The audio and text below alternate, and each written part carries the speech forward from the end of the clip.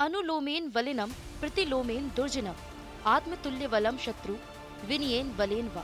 यानी व्यक्ति को अपने दुश्मन को मात देने से पहले उससे जुड़ी हर जानकारी हासिल करनी चाहिए, क्योंकि इससे आपको दुश्मन की ताकत और कमजोरी दोनों के बारे में पता चलेगा।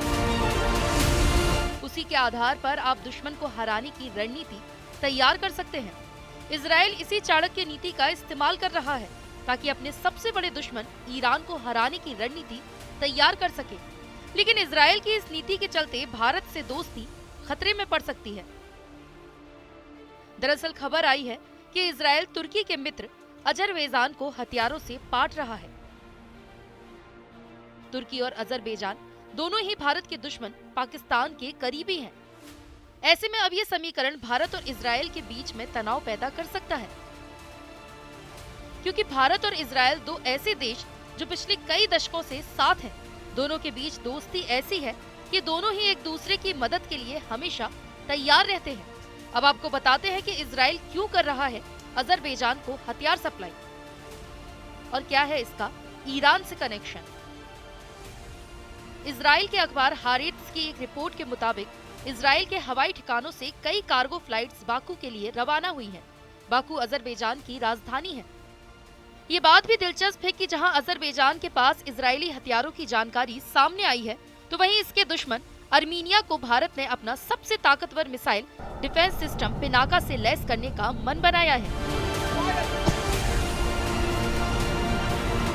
हारेट्स की रिपोर्ट में बताया गया कि पिछले गुरुवार को इजराइल के ओवाडा एयरफोर्स बेस पर अजरबैजान का कार्गो प्लेन लैंड हुआ था।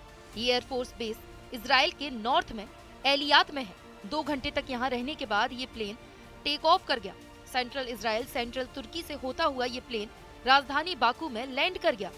हारेट्स की माने तो पिछले 7 सालों में करीब 92 कार्गो फ्लाइट्स अजरबैजानी सिल्क वे एयरलाइंस ने ओवाडा एयरबेस पर लैंडिंग की है। ये इजराइल की इकलौती एयरफील्ड है जहां से विस्फोटकों को देश के बाहर भेजा जाता है और बाहर से यहां पर आते हैं। इजराइल और अजरबैजान के बीच पिछले 2 दशकों से रणनीतिक संबंध हैं। इजराइल अपने इस दोस्त को कई अरब डॉलर्स के हथियार बेच चुका है। इन हथियारों के बदले अजरबैजान इजराइल को तेल सप्लाई करता है और ईरान तक का रास्ता मुहैया कराता है। विदेशी मीडिया रिपोर्ट्स की माने तो अजरबैजान ने इजराइल की इंटेलिजेंस एजेंसी मोसाद को भी एक फॉरवर्ड ब्रांच सेट करने की मंजूरी दे दी है। इस ब्रांच की वजह से इजराइल ईरान पर नजर रख सकेगा। साथ ही एक एयरफील्ड तैयार करने की भी शुरुआत हो चुकी है। अगर इजराइल ने ईरान के परमाणु ठिकानों पर हमले का फैसला किया तो फिर इस एयर